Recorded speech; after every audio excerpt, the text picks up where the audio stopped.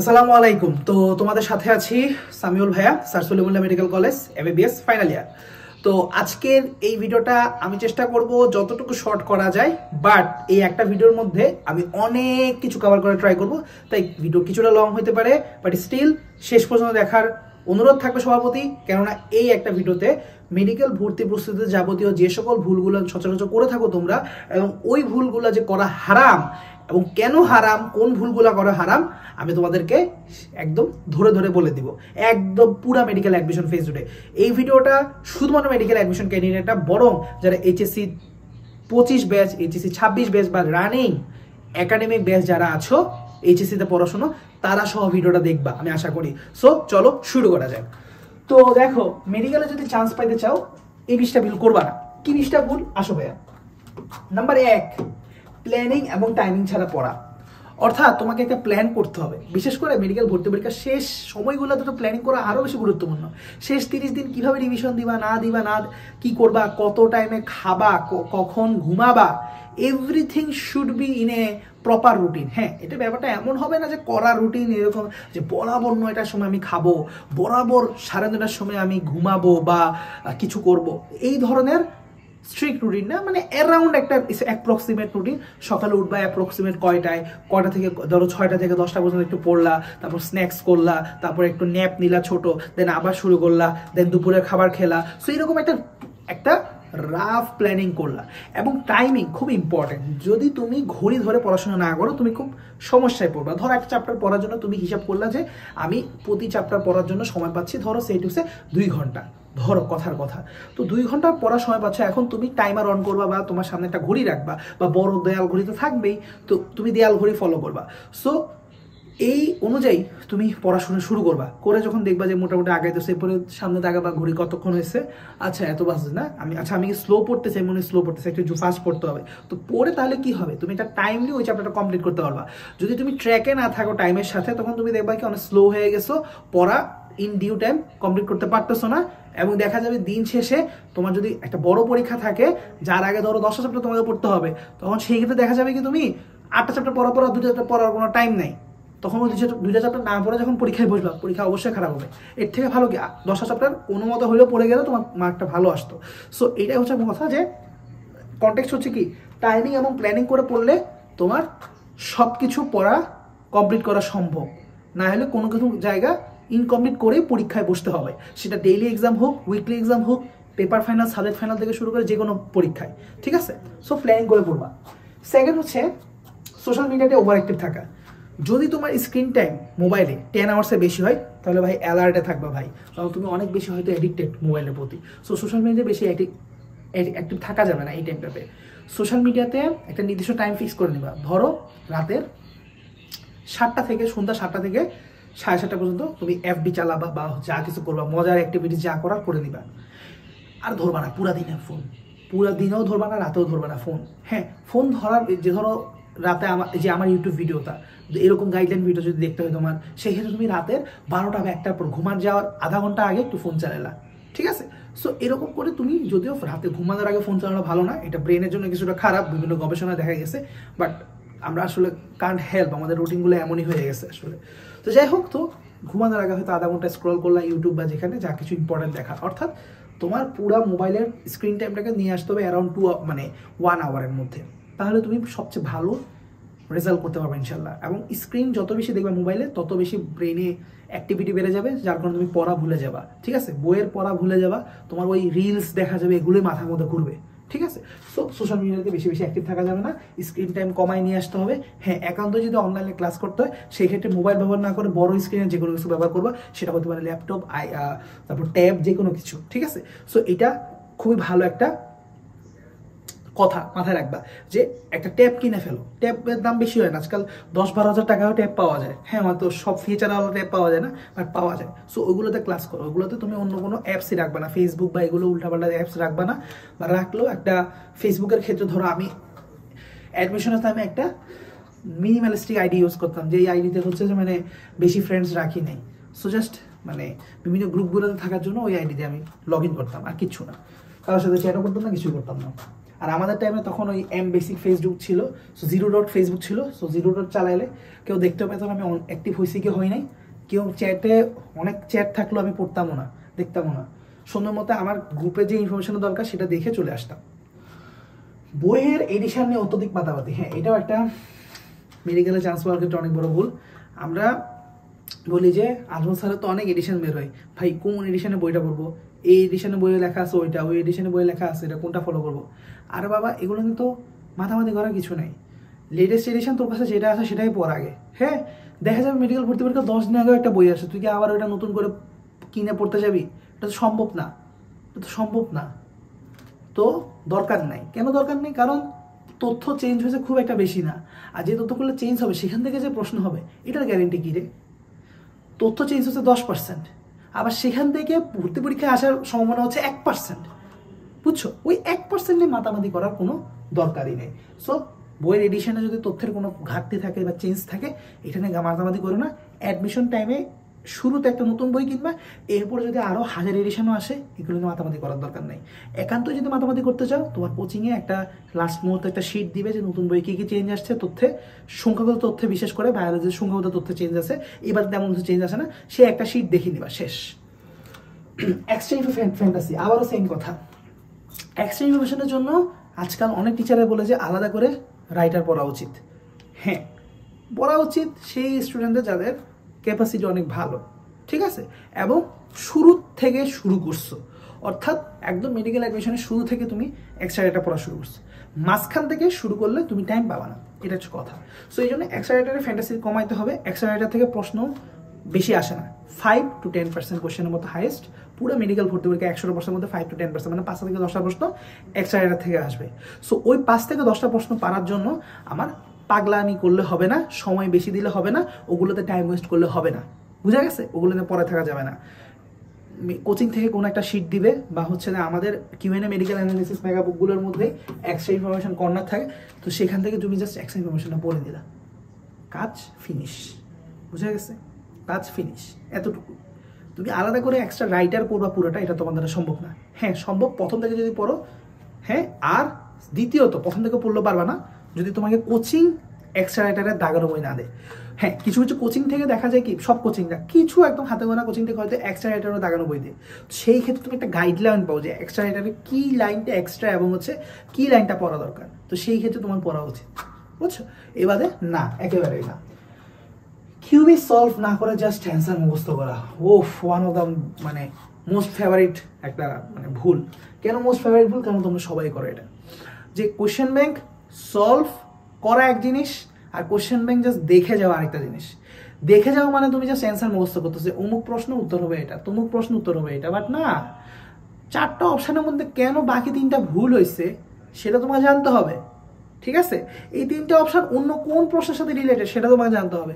ধরো ছত্রাকের সঞ্চিত খাবার নিচে কোনটি, 3টা প্রশ্ন, 4টা অপশন দিল, উত্তর হচ্ছে একটাই, গ্লাইকোজেন। তোমার দিল আরো 3টে অপশন, যে ভুল, কেন ভুল? এগুলো কাদের সঞ্চিত খাবার? ধরো বললো প্রোটিন, ধরো বললো স্নেহ, ধরো বললো আরেকটা পদ, তাহলে লিপিড কার সঞ্চিত খাবার? শর্করা কার সঞ্চিত খাবার? বইয়ে কি এরকম কোনো আছে যাদের এগুলো সঞ্চিত খাবার হইতে পারে? ঠিক আছে। তারপরে যেমন বললো ভলিউটিন দানা, এটা কার মধ্যে থাকবে? ভলিউটিন দানা লিখে রাখছে, এটা তো ব্যাকটেরিয়া, এটা তো ছত্রাকের না। সো অপশানে যেই ওয়ার্ডগুলো আছে এগুলো কার সাথে রিলেটেড সেটা সব পড়ে ফেলতে হবে, ঠিক আছে? এইটাই হচ্ছে কোয়েশ্চেন অ্যানালাইসিস, কোয়েশ্চেন সলভ করা, এটাকেই বলে সলভ করা। তুমি সবগুলো অপশান পড়ে নিজে সলভ করতেছো, ব্রেন খাটাইতেছো যে এই অপশান তো এটার সাথে যাচ্ছে, এই অপশান যাচ্ছে এটার সাথে, এই অপশান যাচ্ছে এটার সাথে, এইগুলো হচ্ছে যে অন্য কিছুর সাথে যাচ্ছে তার, আর এইটাই যাচ্ছে শুধুমাত্র এই প্রশ্নের সাথে। নিজে যখন সলভ করবা তখন অলরেডি এই কাজগুলো করা হয়ে যাবে। সো জাস্ট বইয়ে উত্তর আছে দেখে যাব তাইলে হবে না। অনুশীলনী ঠাটা মুখস্থ লেভেলে না যাওয়া। মেডিকেল ভর্তি পরীক্ষায় অনুশীলনী থেকে প্রশ্ন আসে সর্বাধিক, এটার গুরুত্ব অপরিসীম। মেডিকেল ভর্তি পরীক্ষায় প্রায় অ্যারাউন্ড মোর দেন 30% কোয়েশ্চেন ডিরেক্ট অনুশীলনী থেকে দেয়, একদম প্রমাণিত। মোর দেন 30 থেকে 40% কোয়েশ্চেনও কোনো কোনো ক্ষেত্রে ডিরেক্ট তোমার অনুশীলনী থেকে দেয়, এটা প্রমাণিত। ফিজিক্স এবং কেমিস্ট্রির ক্ষেত্রে অনুশীলনী অলওয়েজ একটা কি বলতে পারি গোল্ড মাইন, তো এই অনুশীলনী তুমি কতবার রিভাইজ করবা, রিভাইজ করতে করতে করতে করতে একদম খাতা মুখস্থ লেভেলে না নিয়ে যাওয়া পর্যন্ত করতেই হবে। যদি না নাও, মুখস্থ না হয়, তাহলে সমস্যা। অর্থাৎ একটা অনুশীলনীর প্রশ্ন দেখবো, আর এটা তো অনুশীলনীর প্রশ্ন, উত্তরের অপশন দেখার আগে যাতে উত্তর মনে পড়ে, এইরকম লেভেলে অনুশীলনীটা নিয়ে যাওয়ার চেষ্টা করবো, অনুশীলনীর প্র্যাকটিসটা। বুঝা গেছে? ওকে, দেন হচ্ছে নাইলে তোমার অ্যাকচুয়ালি অনুশীলনী সলভ করে লাভ তো নাই। কারণ হচ্ছে কি, তোমার মেডিকেল ভর্তি হইতে টাইম বাঁচাইতে হবে, 60 মিনিট 100টা প্রশ্ন অ্যান্সার করতে হবে। তার মানে অনুশীলনীর প্রশ্ন থেকে যদি 30% কোশ্চেন কমন পড়ে, এই 30% কোশ্চেন অ্যান্সার করতে তোমার 10 মিনিটও লাগবে না। কারণ তোমার এগুলো একদম ডিরেক্ট কমন প্রশ্ন দেখে ঠাস ঠাস ঠাস ঠাস দাগাই করতেছ। 30% কোশ্চেন 10 মিনিটে দাগানো মানে বুঝো তোমার 50 মিনিটস আছে আরো 70টা বা 60টা প্রশ্ন দাগানোর জন্য, অনেক টাইম। 10 মিনিটের মধ্যে যদি 30টা প্রশ্ন দাগানো হয়ে যায়, কনফিডেন্স কোন লেভেলে যাবে, তুমি আসমানি লেভেলে, এটা তোমার কোনো কল্পনাতেও নাই। এই হলো ঘটনা। শুধু দাগানো line with no basic, with zero basic. তো যারা শুধুমাত্র দাগানো লাইন পড়ো, কোনো বেসিক নেই, তাদের অনেক বড় সমস্যা। কিরকম যে বায়োলজিতে বা যে কোনো সাবজেক্টের বেলায় অন্ততপক্ষে এক বিষয়ে একবার হইলো সব লাইন পড়ে যাওয়া উচিত, নট অনলি দাগানো লাইন, একবার হইলো সব লাইন পড়া উচিত। কারণ হচ্ছে কি, অনেক অনেক ছাত্রের এত দুর্বলতা, তারা একাডেমিকে এত ফাঁকি দিছে যে একবার হইলো ওই লাইনগুলো পড়ে নাই, যার কারণে সে কনটেক্সটই জানে না। কিরকম, যেমন আমি যদি বলি যে জি কোষ থেকে গ্যাস্ট্রিন খরিত হয়, শুধু এই লাইনটা পড়লো, সে তো আর কনটেক্সটই জানে না। জি কোষ থাকে কই? গ্যাস্ট্রিক গ্রন্থিতে। এই গ্যাস্ট্রিক গ্রন্থি থাকে কই? পাকস্থলীতে। আবার পাকস্থলী কিসের পার্ট? এটা হচ্ছে আবার পরিপাকতন্ত্রের পার্ট। সো এই পুরো কনটেক্সট যে জানে, কিভাবে জানে? যে শুরু থেকে শেষ পর্যন্ত পড়ছে, সেই কিন্তু বুঝে যে আমি কোনটার ভিতরে কি পড়তেছি না পড়তেছি। অর্থাৎ আমারে বুঝে বুঝে দাগানো লাইন পড়তে হবে। অর্থাৎ দাগানো লাইন পড়তেছি, আন্ধার মতো পড়া যাবে না। আমি যে কোথায় আছি, জি কোষ থেকে গ্যাস্ট্রিন খরিত হয়, এটা কোন হেডলাইনের আন্ডারে পড়তেছি, কিসের আন্ডারে পড়তেছি আমি জানিয়ে না, তাইলে বাবা এই পড়া দিয়ে কোনো কাজে আসবে না। প্রশ্ন ঘুরাই দিলে আপনি হাঁপবেন। এখন আসো রিলেশনশিপ প্রবলেমস। আরে ভাই, তোমরা মেডিকেল অ্যাডমিশনের সময় হচ্ছে ভাই মানুষের ফাটে যায় ভাই, মানে মানুষ মানে না খায়া পড়ে এই অবস্থা। তাও তোমরা বাবু খাইছো, তুমি না খেলে আমিও খাবো না। হোয়াট ইজ দিস বিহেভিয়ার ভাই? তোমরা এগুলোতে টাইম ওয়েস্ট করো না। ইভেন অ্যাডমিশন টাইমে দেখা যায় কি, যদি ব্যাচমেট হও তাহলে তো খবর আছে, দুজনে পড়াশোনা করো মাথা গরম, দিন শেষে যদি কথা বলতে আসো দুজনে ঝগড়া লাগে মুড অফ, আরো পড়াশোনা মুড অফ হয়ে যাবে। সো অ্যাডমিশনে এই টাইমটাতে অ্যাটলিস্ট যদি কোনো রিলেশনশিপ থেকেও থাকে, আমি বলে যে ইন্টার লাইফে রিলেশনশিপ থাকাই উচিত না। যদি থেকেও থাকে, ইন্টার লাইফ কি রিলেশনশিপ থাকাই উচিত না আসলে, সত্যি কথা বলতে গেলে। এই ভার্সিটিতে উঠো ভাই, মা বাবার বইলা সুন্দর মতো বিয়া শাদী করে ফেলাবা, যে মেয়েরা পছন্দ হয় কয়েকদিন কথাবার্তা বলে যদি বুঝো যে হ্যাঁ this girl is perfect for you, this boy is perfect for you, go for হালাল বিয়া শাদী। এই রিলেশনশিপের মধ্যে ঝামেলা যাও না ভাই, এগুলো মানে ভালো না ভাই। আল্লাহ তাআলা কোনো কিছুকে হারাম বললে এটার পিছনে অবশ্যই অনেক গুরুত্বপূর্ণ লজিক আছে। যাই হোক, আর স্পেশালি এই অ্যাডমিশন টাইমে রিলেশনশিপকে নো বলবা যদি তোমার খুব পাক্কা গার্লফ্রেন্ড থেকেও থাকে, পাক্কা বয়ফ্রেন্ড থেকেও থাকে, যাকে তুমি একদম ইনশাআল্লাহ বিয়ে করবা, একদম নিয়ত নিয়ে রাখছো, সেই ক্ষেত্রে তাকে বলবো বাবা জান, বাবু শোনা, আমরা এই 2 মাস 3 মাস কথা বলবো না তেমন একটা, আমরা রিলেশনশিপে একটা পজ রাখতেছি, ঠিক আছে? একান্ত যদি কথা বলতে হয় 2 দিন 3 দিন পর জাস্ট হাই হ্যালো করে শেষ। অর্থাৎ ডেইলি চ্যাটিং করা, ডেইলি কথাবার্তা বলা, এগুলো বাদ। এগুলো করতে গেলে অনেক ক্ষতি হবে। আমার নিজের পার্সোনাল একটা বেস্ট ফ্রেন্ড বলতে পারি, হ্যাঁ বেস্ট ফ্রেন্ড, ও অ্যাডমিশনে কোনো জায়গায় পাবলিকে চান্স পায় নাই, শেষে গিয়ে কোথায় জানি চান্স পেয়েছিল। তো ওর একটাই কারণ ছিল, ও ছাত্র খারাপ ছিল না, একটা না একটা পাবলিক ভার্সিটিতে হওয়া তার দরকারই ছিল। বাট সেটা কি হইলো, ওই যে রিলেশনশিপ প্রবলেমে পড়ে গেছে, নতুন নতুন প্রেম হয়েছে, তাও আবার তার অ্যাডমিশনের সময় সে সারাদিন মেয়ের সাথে কথা বলতো, ঠিক আছে? ওরা বললেও বুঝতে পারতাম না, এই হলো সমস্যা। সো এগুলোতে টাইম ওয়েস্ট করবে না বাবা, এগুলো প্র্যাকটিক্যাল একটা সমস্যা। দেন আসো ক্রনিক্যালি কোচিং এর এক্সাম মিস করা। ভাই এটার মতো গুরুত্বপূর্ণ পয়েন্ট আমি বলে বুঝাতে পারবো না। ক্রনিক্যালি তুমি যদি কোচিং এর এক্সাম মিস করো, তাহলে তুমি তোমার লাইফে সবচেয়ে বড় ভুল কোটা করতেছো। হ্যাঁ, কোন একটা এক্সামের আগে তোমার পড়া কম হয়েছে, নাম্বার কম পাও, মা একটু বকাঝকা করবে, বাপ একটু নয় বকাই দিবে, তোরে পড়ায় লাভ নাই, এটার জন্য এক্সাম বাদ দিও না ভাই। এক্সামে নাম্বার কম পাওয়া ইটস ওকে, বাট এক্সাম না দেওয়া ইটস নট ওকে। কেন কোচিং সেন্টারের মালিকরা বা কোচিং সেন্টার যারা ম্যানেজার আছে তোমার ধরে ধরে কান ধরে পরীক্ষা দেয়? কারণ আছে। পরীক্ষা না দিলে ওদের যত না লস তার থেকে তোমার লস বেশি। বিশ্বাস করো, তোমার লস বেশি। কেন লসটা বেশি? তোমার পরীক্ষা দেওয়ার কোনো প্র্যাকটিস হবে না, তুমি বুঝবা না একটা চ্যাপ্টারের মধ্যে তোমার গ্যাপ কি। পরীক্ষা দিলে ফাইন্ড আউট করা যায় আমার গ্যাপটা কোন জায়গায়, কোন প্রশ্ন পারি নাই, কেন পারি নাই। তো বাসায় এসে সেই জিনিসটা আবার পড়ে ফেলা যায়, সেই ফল্টটা ফাইন্ডিং করে সেই ফল্টটা ঠিক করে ফেলা যায়। এক্সাম না দিলে তুমি ফল্টই জানবা না। আর এক্সাম না দিলে এমসিকিউ দাগানো যে প্র্যাকটিসটা, সেই প্র্যাকটিসটা হবে না। টাইম ম্যানেজমেন্ট সম্পর্কে তোমার কোনো আইডিয়াই থাকবে না। ঘরে বসে পরীক্ষা দিয়ে কোনোদিন টাইম ম্যানেজমেন্ট সম্পর্কে আইডিয়া হয় না। একটা কম্পিটিটিভ অবস্থায় বসে টাইমলি খাতা জমা দেওয়া, এটা অন্যরকম একটা বিষয়। তোমরা পরীক্ষা দিছো, তোমরা জানো আমি একদম ছোট শিশু না। এই হলো ঘটনা। একাধিক কোচিং এর রুটিন মেনে চলা, ওরে বাবা রে বাবা। কিছু মানুষজন আছে একদম মেডিকেল অ্যাডমিশনের শুরু থেকে 2টা কোচিং এ ভর্তি হয়ে যায়, মানে আমি 2টা কোচিং এ পড়বো। আমি কনফিউজ হয়ে গেছি, ভাই অমুক কোচিং ভালো, তমুক কোচিং ভালো, আমি 2টা কোচিং এ পড়বো। 2টা কোচিং এর শিডিউল চলতেছে আলাদা ভাবে। তুমি এক কোচিং এ পড়ো অর্ধেক পড়ো, আরেক কোচিং এ অর্ধেক হবে, ছাতা হবে না, মুন্ডও হবে না। প্রথমত একটা কোচিং এ পড়তে হবে, একটা কোচিং এর রুটিন মেনটেন করবা। একদম শেষের দিকে এসে যদি ফাইনাল মডেল টেস্টগুলো 2টা কোচিং এ দিতে চাও, ইটস ওকে। সেই ক্ষেত্রেও একটা কোচিং এর রুটিনকে তুমি ধরবা হচ্ছে বেস, এইটার রুটিন অনুযায়ী পড়বা, আরেকটাতে জাস্ট হাজিরা দিয়ে আসবা। যে রেসিডুয়াল যে নলেজটা থাকবে, যে নলেজ আমার আগের আছে, ওইটা দিয়ে জাস্ট পরীক্ষা দিতে যাওয়া যায়। ঠিক আছে, এই হলো ঘটনা। এই জন্য আসলে 2টা কোচিং এ পরীক্ষা দেওয়া আসলে লাভও নাই, এই একটা কারণে আর কি। কারণ একটা কোচিং এ যে আমি কি জন্য পরীক্ষা দিতেছি, রেসিডুয়াল নলেজ চেক করতে যাচ্ছি, সেটাও ঠিক আছে, এটাও এক প্রকার প্র্যাকটিস বলা যায়। তো ইটস ওকে, সমস্যা নাই। বাট রুটিন ফলো করবে একটা, যেটা রুটিন তোমার কাছে মনে হয় প্রপার, যে তোমার প্রিপারেশন নেওয়ার একটা সময় আছে, ভালো রুটিন মনে হচ্ছে তোমার জন্য সব দিক থেকে। ধরো সে টু সে পেপার ফাইনালের আগে 2 দিন গ্যাপ দিচ্ছে, তো সুন্দরভাবে মিলে যাচ্ছে, হ্যাঁ, বা তুমি সময় পাচ্ছ ভালো পরিমাণ। সাবজেক্ট ফাইনাল আগে 2 দিন গ্যাপ দিচ্ছে, ভালো পরিমাণ সময় পাচ্ছ তুমি। এভাবে পড়লে তুমি পড়াটা ভালো হবে। তাহলে তুমি সেই রুটিনটা মেনটেন করে আরেকটা কোচিং এর রুটিনকে তুমি ধরবা সাব, ফাইনাল মডেল টেস্ট সেক্রেটারি। আর শুরুতে একটা কোচিং, ঠিক আছে।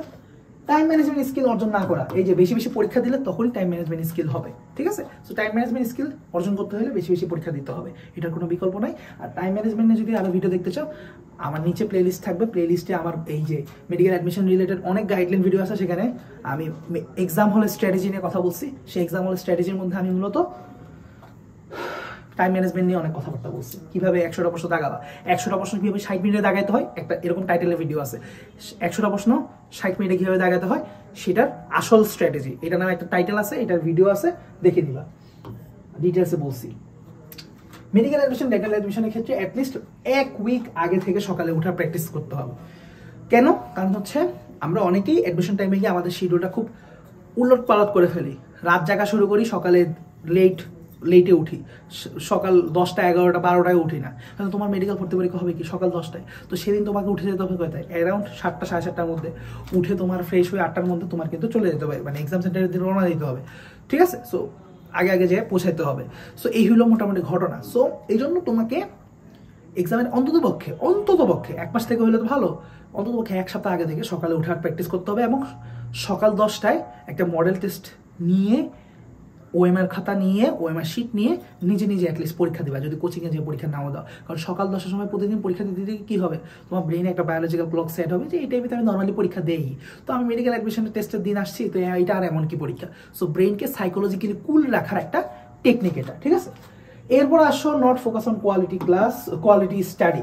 ভাই শুধুমাত্র কোয়ান্টিটির দিকে তাকাইলে হবে না। তুমি 12 ঘন্টা 13 ঘন্টা 14 ঘন্টা 15 ঘন্টা পড়তেছো, অনেক বেশি পড়তেছো, এটা ম্যাটার করতেছে না। কিন্তু যা পড়তেছো সলিড পড়তেছো কিনা, এই যে পড়াটা আজকে পড়ছো 2 দিন পর মনে থাকবে কিনা, সেটা হচ্ছে কোয়ালিটি পড়া। এবং কোয়ালিটি পড়া এনশিওর করার ক্ষেত্রে একটা নর্মাল সাইকোলজি তোমাদেরকে বলে দিই। সেটা হচ্ছে কি যে কোনো একটা লাইন যখন তুমি পড়তেছো, ইম্পর্টেন্ট দাগালো লাইন, সেটা পড়ার ক্ষেত্রে তুমি মনে রাখবা এই লাইনটা হয়তো আমি মেডিকেল অ্যাডমিশনের আগে আর পড়ার সুযোগ পাবো না, এটা আমি এখন পড়তেছি, এরপর আমার পরের বার মেডিকেল অ্যাডমিশন টেস্টে এটা উপর কোনো পরীক্ষা হলে এইটা সঠিক অ্যান্সার দাগায় দিয়ে আসতে হবে। এইভাবে এই পরিমাণ মনোযোগ দিয়ে তোমাকে প্রতিটা লাইন পড়তে হবে, তাইলে দেখবা লং টার্মে মনে থাকবে জিনিসটা। কারণ আমাদের ব্রেন কাজ করে সাইকোলজিতে, আমাদের ব্রেন যে জিনিসটাকে ইম্পর্টেন্ট মনে করে সেটাকেই মনে রাখে, যেটাকে ইম্পর্টেন্ট মনে করে না সেটাকে মনে রাখে না। ঠিক আছে, কেন তুমি 10 বছর আগের কোনো একটা গানের লাইন মনে আছে, কারণ তোমার ব্রেন সেটাকে হয়তো ইম্পর্টেন্ট মনে করছে। কেন তোমার 2 দিন আগে কি খাইছো সেটা মনে করতে পারো না, কারণ ব্রেন সেটাকে ইম্পর্টেন্ট মনে করে নাই। সো ব্রেনকে বোঝাও what is important and what is not important, সাইকোলজিকে এভাবে পরিবর্তন করো। ঠিক আছে,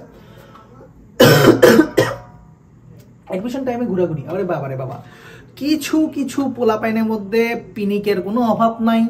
এরা মফস্বল থেকে আসিবে ঢাকা শহরে আসিয়া কি করিবে, তারা Dhaka medical, Dhaka university, BUET campus এগুলোতে ঘোরাঘুরি করবে, ঘোরাঘুরি করে ছবি দিবে, হ্যাশট্যাগ এই ভবনের সামনে, তমুক ভবনের সামনে, ঠিক আছে, স্বপ্নের ক্যাম্পাস, স্বপ্নের লাল দানান, স্বপ্নের একটি লাল বাস, লাল শাটল। আরে বাবা রে বাবা, ঠিক আছে, আবেগের অভাব নেই ভাই। অ্যাডমিশন টাইমে আবেগ না, তো চান্স পাওয়া আগে, তারপরে শাটল ট্রেনে বসিস, শাটল বাসে বসিস, অমুক ভবনের সামনে ছবি তুলিস, ঠিক আছে। এটা হলো কথা ভাই, ঘোরাঘুরিতে টাইম ওয়েস্ট করো না। অনেকে আবার বলে কি ভাই অনেক পড়া তো পড়ছি ভাই, একটু চল চিল করে আসি। না রে ভাই, চিল করতে হলে বাসায় বসে ঘুমাও, নাইলে একটু মুভি টুভি দেখো একদিন, একদম অনেক পড়াশোনা শেষ করে। বাট এটা সময় হয় না আসলে, অ্যাডমিশন টাইমে এগুলো হয় না। বাইরে গিয়ে চিল আউট করার কোনো মানে হয় না, কারণ বাইরে যেদিন যাবা পুরো দিনটা লস। 4 ঘন্টা ঘুরবা, ঘুরার পরে বাসায় এসে 4 ঘন্টা রিভাইভ হইতে লাগবে, এরপর আর পড়াই হবে না। বিশ্বাস করো, এটাই হবে। নিজেকে সুপিরিয়র বা ইনফিরিয়র ভাবা। দেখো অ্যাডমিশনকে সময় দেখা যায় কি প্রিপারেশন নিতেছি, এক সময় মনে হয় কি আমি অনেক কিছু পারি, আমার হুট করে মনে হয় যে আমি মনে কিছুই পারি না, আমি মনে হয় ফেল করবো, আমি মনে পারবো না। ইটস ওকে, এটা ফিল হবে। কখনো কখনো মনে হয় আমি অনেক বেশি ভালো পারি, আমার তো আর রিভাইজ করার দরকার নাই। এই মেন্টালিটি আনা যাবে না, তাইলে আর রিভিশন দিতে পারবে না, পড়ায় মন বসবে না। আবার নিজেকে ইনফিরিয়র ভাবা যায় না, ডিপ্রেসড হওয়া যাবে না, তাহলে দেখা যাবে কি কোয়ালিটি কমে যাবে, পড়ার কোয়ালিটি, কারণ অ্যাটেনশনটা ভালো হবে না। সো নিজেকে ভাববা ইনশাল্লাহ আমি যদি এভাবে লেগে থাকি তাহলে আমার একটা চান্স হবে। Be positive, not superior inferior কোনো দরকার নেই, একটা মাঝ বরাবর থাকবে, পজিটিভ মাইন্ডসেট নিয়ে পড়াশোনা করবা। দেন আসি আমরা জিকে, ইংলিশ এগুলোকে অবহেলা করা। হ্যাঁ, বায়োলজি, ফিজিক্স, কেমিস্ট্রি এগুলো আমরা সেই ইন্টার লাইফে পড়ছি, বাট জেনারেল নলেজ এবং ইংলিশ এটা কিন্তু নতুন। সো এইটাই যদি একদম অবহেলা করো তাহলে সমস্যা আছে। 25 মার্ক কিন্তু একদম কম না, ঠিক আছে। তো একদম 25 মার্ককে অবহেলা করে তুমি যদি মেডিকেলে চান্স পেতে চাও তাহলে এটা কিন্তু সবচাইতে বড় ভুল হবে। সো জিকে ইংলিশ যতটুকু সম্ভব পড়া, এবং সেই ক্ষেত্রে আমার একটা টেকনিক আছে বা টিপস আছে, সেটা হচ্ছে জিকে ইংলিশ মেডিকেল ভর্তি পরীক্ষার শুরুর দিন থেকে যদি শুরু করো তাহলে হচ্ছে প্রতিদিন 2 ঘন্টা করে পড়া, জেনারেল নলেজ 1 ঘন্টা, ইংলিশ 1 ঘন্টা। সো এরকম করে করে প্রতিদিন 1 ঘন্টা করে যদি পড়ো তাহলে প্রতিদিন 2 ঘন্টা জিকে ইংলিশ পড়া হচ্ছে। ভাই তুমি মেডিকেল ভর্তি পরীক্ষা 60 দিনে প্রতিদিন যদি 2 ঘন্টা করে টাইম দাও, তোমার জিকে ইংলিশে ফুল সিলেবাস তো কভার হবে, পাশাপাশি রিভিশনও 2-3 বার কমপ্লিট হয়ে যেতে পারে, ঠিক আছে। সো যদি আরেকটু ভালোভাবে তোমার যদি মানে কি বলি পড়াশোনার গতি অনেক ফাস্ট হয়, তা না হইলেও দেখা যাবে একবার রিভিশন তো হয়ে যাবে সেভাবে। তো এইটা হচ্ছে একটা টেকনিক। তো এবং আরেকটা জিনিস হচ্ছে কি, যে গতদিন আমি যে পড়াটা ডিভাইস দিতেছি, কি বললাম, গতদিন আমি যে পড়াটা পড়ছিলাম সেই পড়াটা আমি আমার নতুন পড়ার আগে রিভাইজ করে নিব, তাতে আমার পড়াটা স্ট্রং হবে, ঠিক আছে। অর্থাৎ আজকে আমি আবার নতুন 10 পেজ পড়বো, তার আগে গতকালকে যে 10 পেজ পড়ছি জিকে, সেই 10 পেজ আমি 5 থেকে 10 মিনিট একবার রিভাইজ করে নেওয়া, ঠিক আছে, 5 মিনিট একবার রিভাইজ করে নেওয়া। এটা করলে তোমার পড়াটা ভালো রিভাইজ হয়ে যাবে, আগের পড়াও রিভাইজ হয়ে যাবে, পুরাতন পড়া ভুলবা না। আসো অপশন অ্যানালাইসিস না করা, হ্যাঁ খুবই গুরুত্বপূর্ণ। যে মেডিকেল ভর্তি পরীক্ষা ধরো একটা প্রশ্নের উত্তর হবে, দেখতেছোই যে এই অপশনটা হবে, বাট এটার মানে এটা না যে তুমি 4টা অপশন সবগুলো পড়বা না, সবগুলো পড়বা। এমন হইতেই পারে তুমি যে অপশনটা ফার্স্টে ভাবছো ঠিক, এটা হয়তো ভুল, ঠিক আছে। সো অপশন অ্যানালাইসিস করলে অনেক ক্ষেত্রেই ভুলগুলা শুধরে যায়। সো 4টা অপশনই দেখতে হবে, 4টা অপশন দেখে তারপরে choose the best option, clear. এবং নেগেটিভ মার্কের কোনো তোয়াক্কা না করা। সো নেগেটিভ মার্কিং যে আছে এটা ভেবে আমাকে অ্যান্সার করতে হবে। যে প্রশ্ন সম্পর্কে আমার কোনো ন্যূনতম আইডিয়া নেই, কোনো র্যান্ডম গ্যাস গেম করে আমি একদম জানি না তাও অপু 10-20 করে দাগায় আসছি, এটা করা যাবে না। যে প্রশ্ন আমি একদম কোনো ধারণা নাই, কোনো দাগ দেওয়া যাবে না। যে প্রশ্নে আমি ধরো 2টা অপশন এলিমিনেট করতে পারছি, সেই প্রশ্নে আমি হচ্ছে যে অ্যান্সার করবো, ঠিক আছে। 2টা অপশন এলিমিনেট করতে পারছি, তাহলে এই 2টার মধ্যে কোনো একটা উত্তর হবে, ঠিক আছে। তাহলে হয়তো সেগুলোতে তুমি একটা রিস্ক নিতে পারো, বাট যে প্রশ্নগুলোর কোনো অপশনে তুমি জানো না, সেই প্রশ্ন অ্যাটেম্প করারই দরকার নাই। তো এই হলো মোটামুটি ঘটনা। আর আরেকটা কথা সেটা হচ্ছে কি বলছিলাম না, যে অনুশীলনী ঠাটা মুখস্থ লেভেলে না নিয়ে যাওয়া। তো আমাদের কিন্তু মাস্টারের অনুশীলনী নামে একটা কোর্স আছে, সেখানে আমরা অনুশীলনের উপর তোমাদেরকে মাস্টার বানিয়ে দেবো ইনশাআল্লাহ। সো কেউ চাইলে কোর্সটা দেখতে পারো, কোর্সের প্রাইস বেশি না, তোমাদের জন্য এখন বর্তমানে একটা ডিসকাউন্ট রেখে, ডিসকাউন্ট কুপনটাও বলে দিই, খুব সম্ভবত M200, এই কুপনটা যদি তুমি দাও মাত্র 370 টাকায় তুমি এই কোর্সটা কিনতে পারবা। এই কোর্সে কি আছে, রসায়ন এবং পদার্থবিজ্ঞানের তোমার অনুশীলনী সলভ আছে। শুধু কি এক রাইটারের না, যতগুলো রাইটারের লাগে, তোমার হাজারি, কবির, ইশাক, তপন সব রাইটারে কিন্তু আছে। সো কেউ যদি চাও এই মানে সময় এসেও কোর্সটা কিনবা। এবং এছাড়াও যারা এইচএসসিতে পড়াশোনা করতেছো তাদের জন্য কোর্সটা সমানভাবে উপকারী, কারণ অনুশীলনী থেকে কিন্তু বোর্ডে এমসিকিউ কিন্তু আসে, ঠিক আছে, এমন না যে আসে না। তো তোমার এইচএসসির এমসিকিউ প্রিপারেশনের জন্য কিন্তু অনুশীলনী প্র্যাকটিস করাটা জরুরি। সো কেউ যদি চাও অবশ্যই অন্য কোর্সগুলা এখন শেষ মতো চেক আউট করো বা না করো, অনুশীলনী সলভিং কোর্স এটা সবার জন্য মানে খুবই একটা মাস্ট একটা কোর্স, শেষ মুহূর্তের প্রিপারেশনের জন্য খুবই মাস্ট একটা কোর্স, ঠিক আছে। আর এছাড়াও তোমাদের সংগ্রহে রাখতে পারো কিউএনএ মেডিকেল অ্যানালাইসিস মেগা বুকগুলো, যাদের মেডিকেল টার্গেট আছে, আগামীতে মেডিকেল ভর্তি পরীক্ষা দিবা, তাদেরও, যারা এইচএসসিতে পড়তেছে তারাও সংগ্রহে রাখবা। আর অ্যাডমিশন ক্যান্ডিডেট তো ম্যাক্সিমাম সবারই সংগ্রহে আছে, আমাদের চ্যানেল যারা ফলো করে, এই আর কি। সো এই হলো মোটামুটি আজকের ভিডিও। কেমন লাগলো তোমাদের এই ফলগুলো জেনে তোমরা ভিডিওতে জানাতে পারো, আর এমন ভিডিও চাইলে কমেন্টে জানাও, এবং কি নিয়ে ভিডিও চাচ্ছ সেটাও আমাকে চাইলে জানাতে পারো। সো এই হলো, এই আশা উদ্দীপনা নিয়ে আজকে এখানে শেষ করতেছি। আজকে প্রায় আমি 10+ গাইডলাইন ভিডিও তোমাদের জন্য একসাথে বানিয়ে দিয়েছি, এত ব্যস্ততার মাঝেও গলা শুকিয়ে গেছে। সো ভাইয়ার জন্য দোয়া করবা, তোমাদের জন্য ভাইয়া দোয়া করি, ঠিক আছে। খুব টায়ার্ড দেখাচ্ছে হয়তো ভাইয়াকে, তাই না? সো যাই হোক, আল্লাহ হাফেজ।